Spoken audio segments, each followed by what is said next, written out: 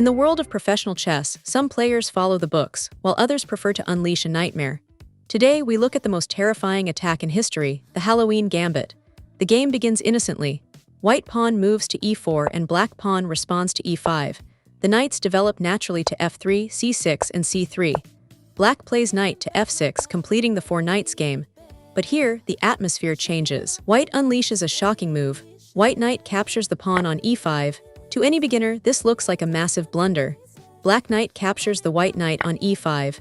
Black is ahead in material, but they have just walked into a trap. White immediately strikes with pawn to d4, attacking the knight. The knight retreats to g6.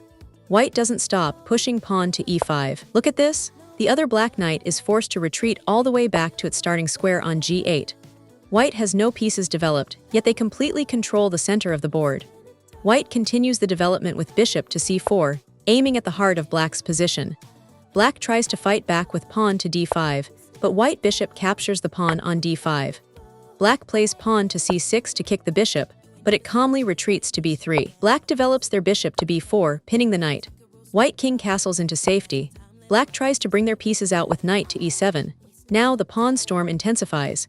White pawn charges to f4. Black's knight moves to f5, trying to stabilize. White breaks the center with pawn to d5. Black's queen moves to b6 with a check, forcing the white king to the corner square on h1. Black's bishop captures the knight on c3, and white pawn captures back on c3.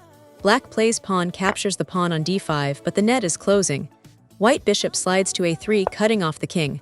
Black's knight moves to e3, attempting a fork on the queen and rook. But white ignores the threat. White bishop delivers a check on a4. The black king is forced to d8, losing the ability to castle. White queen moves to d3, and black's knight captures the rook on f1. Black thinks they are winning, but the checkmate is forced. White queen captures the pawn on d5 with a check. The black king flees to c7. White bishop checks on d6. The king goes back to d8. White bishop checks again on c5. The king returns to c7. The king is being bounced like a toy. White bishop captures the black queen on b6 with a check. Black pawn captures the bishop. Then comes the final, elegant blow. White queen moves to d6. Checkmate, an unbelievable finish. From a single knight sacrifice on move 4, white orchestrated a total collapse. This is the Halloween Gambit, the trap that haunts black until the very last move.